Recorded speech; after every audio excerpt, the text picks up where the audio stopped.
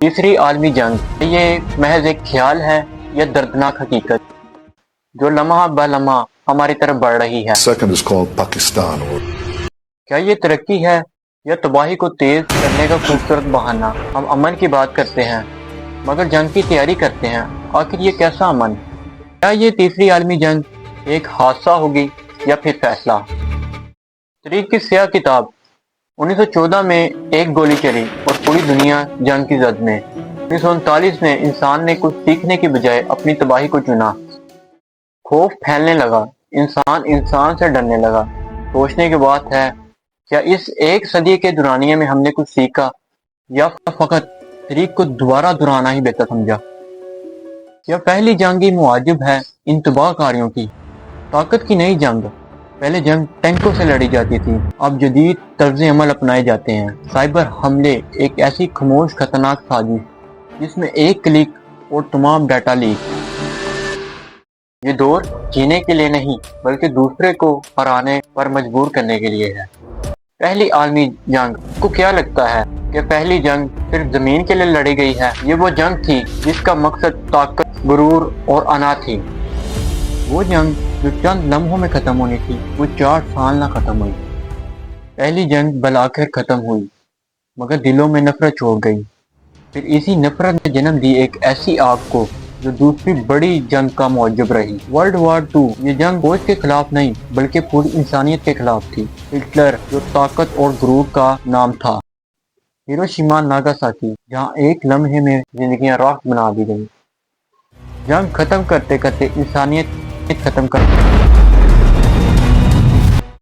سرد جنگ۔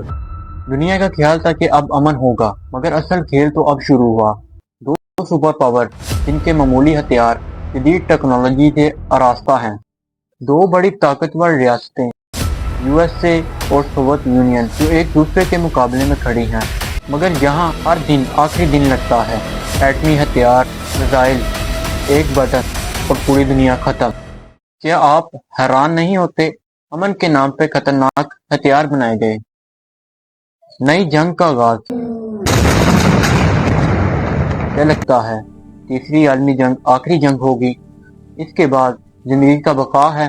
China, Russia, U S A یہ ہیں طاقت کے اصل کھلاڑی۔ اب جنگ کے لیے میدان کی ضرورت نہیں بلکہ جدید اشیاء، معیشت اور ٹیکنالوجی سے لڑی جا رہی ہے۔ سائبر حملے، ڈیجیٹل جاسوسی، پرائیویسی وار۔ جنگ تو ہو رہی ہے مگر ذمہ داری کوئی نہیں لیتا۔ ہمیں لگتا ہے ہم محفوظ ہیں مگر ہم سب اس جنگ کا ایک خاموش حصہ ہیں۔ یہ دنیا ایک طاقت کا کھیل ہے جہاں امن ایک کہانی But the president's preference is always peace. اور جنگ ایک حقیقت ہے۔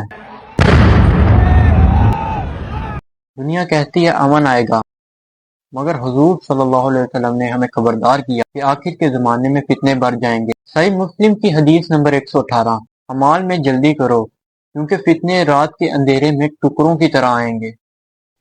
کیا ہم اسی دور میں جی رہے ہیں جہاں سچ اور جھوٹ کو پہچاننا مشکل ہو گیا ہے؟